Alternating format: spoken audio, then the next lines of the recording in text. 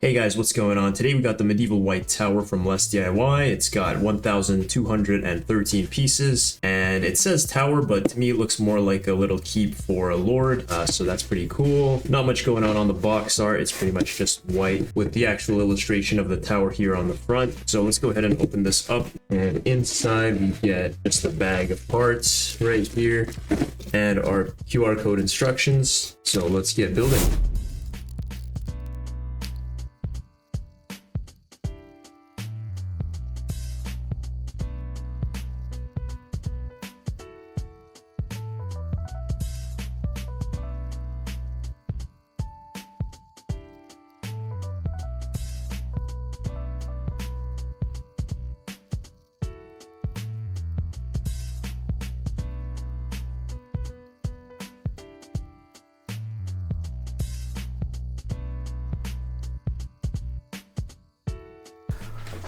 Hold on guys, I gotta show you something. So I've been just building this section right here, and while I was looking for these pieces, I noticed that these pieces right here are actually original Lego pieces, which is insane. I mean, coming from a fake Lego set with obviously a bunch of non-original pieces, this is actually kind of insane. So yeah, I thought I'd mention that real quick.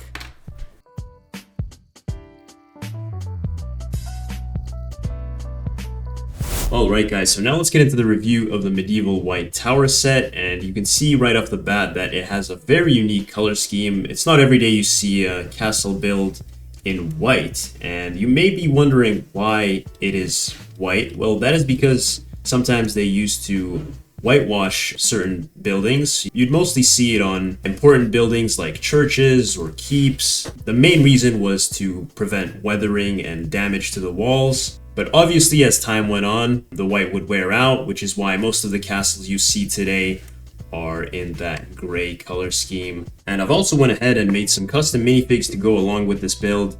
Obviously, they have that same yellow and black color scheme that we see on the flag here and on the banner on the front. This is just for you guys to see how this scales with minifigs, and also to show you guys how many people would be living in this keep. So we've got maybe a lord here, and just a few of his soldiers to keep it guarded. So yeah, I just put the minifigs up on top so you guys can see how it scales with the build. Starting from the front side of the keep, we have a pathway here leading up to the double doors, and those are just clipped there at the back of the wall. I'll show you guys how that's built when we get into the interior. And right here we've got a couple of pine trees, and those are built pretty well. No complaints there. They look very, very nice, and they do add a little bit of extra color to the whole build. And here we have an awesome looking banner hanging out from this little round turret that's sticking out sort of from the main structure. So that's pretty cool. And above the double doors, you can see that there's supposed to be a sign there, but this shield is actually supposed to be a Raven Knight's shield to match with the black and yellow color scheme. But I guess they didn't have any at hand, so they just threw in a Black Falcon's shield, which is, I mean, better than nothing, I guess. And a very interesting addition here, we can see some functioning machiculations, which they can use to throw down stones at unwanted enemies who come close to the gate. So that's a very neat addition. And also right here we have two of those medieval styled windows. Over on this top area there is this little turret, I guess you could say, with a couple of crossbows, which you really can't really move it around that much. It's pretty much stationary. So yeah, you can have one of your guards manning that. And right here we can see a very nice lantern hanging out, pretty awesome looking. And above that we got the tower, and these are actually horn pieces which are used here, and they're actually rubberized too, which is pretty cool. Gives it the effect that they're moving, so that's pretty nice. And here on this little roof section we can see a little ski stick there representing a cross, which is very nice. From far away it really does give the illusion that that is a gold cross right there. And you can see that here we have what's supposed to be an arrow slit, and you can see that it's made by a bunch of snot techniques, which bring 4 minifig legs in that sort of pattern. I know this is a pretty classic arrow slit design for a lot of castle builds, but I will say personally I'm not a fan of this. I just don't like how that looks. Knowing that those are made from minifig legs, it just doesn't sit right with me. I don't know, maybe that's just me. They do stick out a very fair bit from the build because they are in that different light gray color.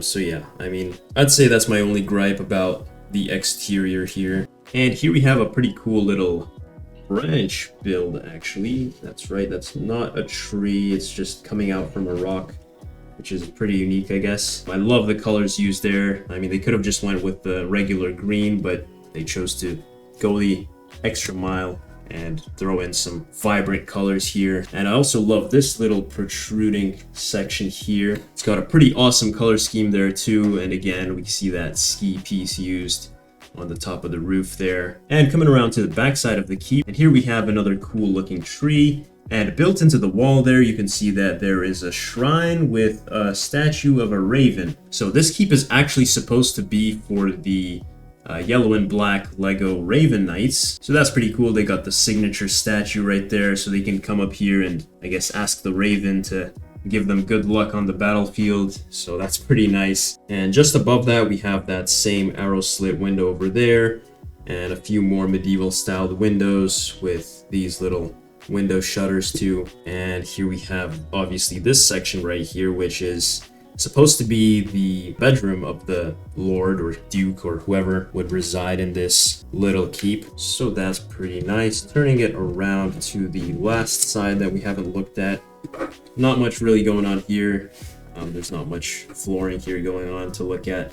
But another one of those arrow slit designs. I guess we have what looks to be a little place for the rainwater to drain down. So that's pretty neat, I guess. Obviously that's an assumption. I don't know what the designer intended that to be, but if that is what I think it is, that's definitely pretty nice. All right, so let me go around one more time so you guys can see the general shape of the exterior. It is pretty complex, you know. You can't say it's a boring build. I mean, there's lots of protruding sections coming out from the walls, making it really interesting to look at. So yeah, guys, that'd be it for the exterior of the build. And to access the interior, so you've got your lord here, and he wants you to open the gates. Obviously, you just open the gates that way, or you could access the interior by swinging this like so. And actually, the one downside to this is that there is no clip here. So while I'm turning it around, it could just swing open. So that's one of the flaws with the design. But other than that, swinging it open, you can see that it locks in at a 90-degree angle. And you get to see the pretty well detailed interior of the build. And this is going to be your first floor, where we saw the double doors, and they swing open just like that. You can see they're clipped onto the side of the wall there, and we can have our lord come through, not on his horse though, so he's gonna have to dismount and sort of bring his horse in so the horse can drink from it and whatnot. So that's pretty cool. There's also some hay over there for the horse to eat, some chains there, but this is really the dungeon area right there. You can see that that section on the interior is actually built into this round turret here that we saw on the exterior. So that's pretty cool. You can swing that open and throw in one of your Lion Knights or Black Falcons or whoever the Raven Knights are going to be fighting. So that's pretty awesome. Here we have a little torture chamber. You got some chains there and a helmet there, I guess. By the way, this helmet looks atrocious. I mean, look at it. It looks like a helmet straight from Minecraft. It's got like a very square design for some reason. I don't know. This one's a very weird one, but it's there. And those are the little windows there that we saw on the exterior. So that's pretty cool. Get some natural lighting in. Alright, so once your lord has dropped his horse off right there, he can head over to this area right here, and there's a ladder right there which lets him go up to the second floor. You can see that we've got a little table here with a turkey leg and some cherries and a drink right there. And this is actually the door, and you can't open it because the foot soldier right here is in the way, but it does swing open from the inside just like that. And you can get some natural daylight in, and you can go admire the view.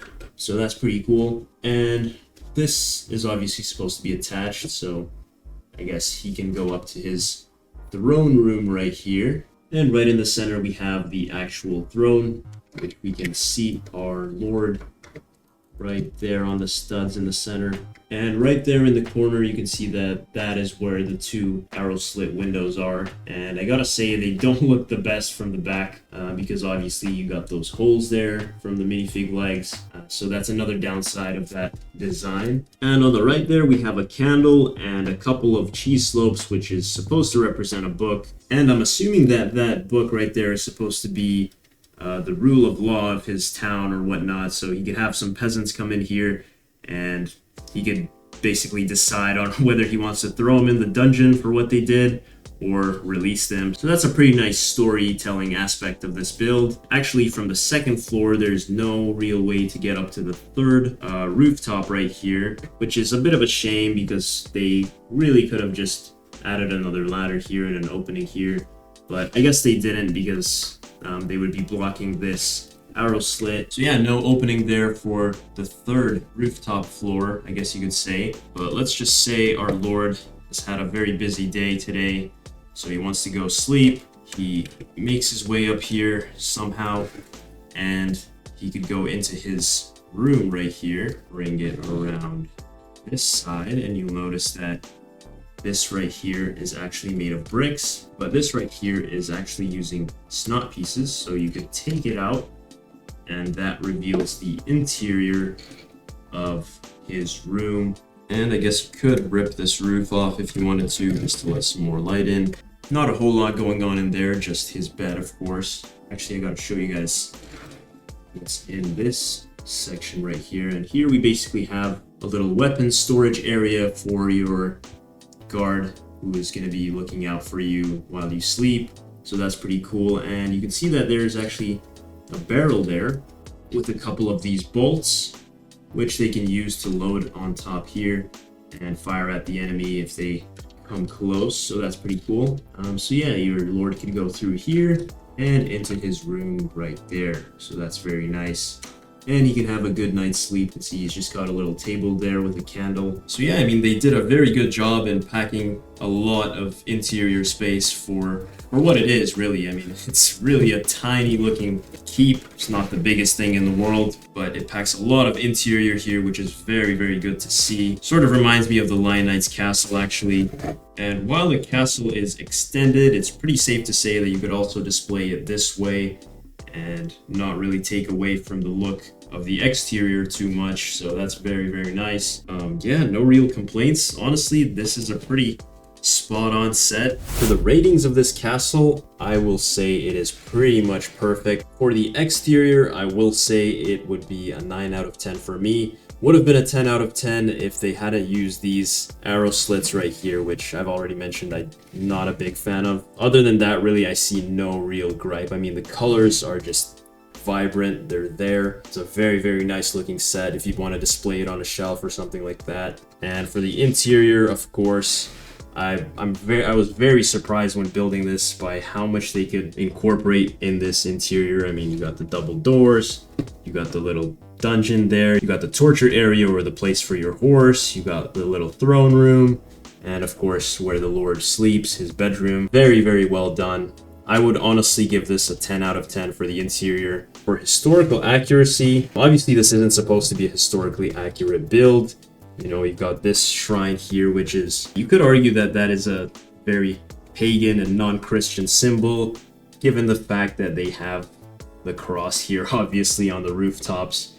So I guess that's a little historical aspect that is a little misleading there. For the build experience, again, there were no numbered bags, similar to all these other LesDiy sets, which is, again, pretty big turnoff, but once you get past that, I'm sure you'll have a blast with this set. So yeah, I'll probably give the build experience a solid 6 out of 10. It wasn't a crazy part-intensive build, so it wasn't really all that bad with this particular set, but if you choose to get the bigger models, you will have to spend some time sorting the parts and then building as you go. So yeah, this is a very cool set if you want to house your Lego Raven Knights. Given the fact that Lego hasn't made anything similar for the Raven Knights, they haven't really showed love to the Raven Knight faction. So if you're on the lookout for a good place to store your Raven Knights, this really might be it. So yeah, if you made up your mind about getting the medieval white tower set, it will be linked down in the description below, and you guys can use code HBS20 to get 20% off your entire order on LesDiy. So it's going to be a pretty good deal at that price point. But that's all I've got for today. Be sure to leave a comment down below, and I'll see you guys in the next one. Goodbye.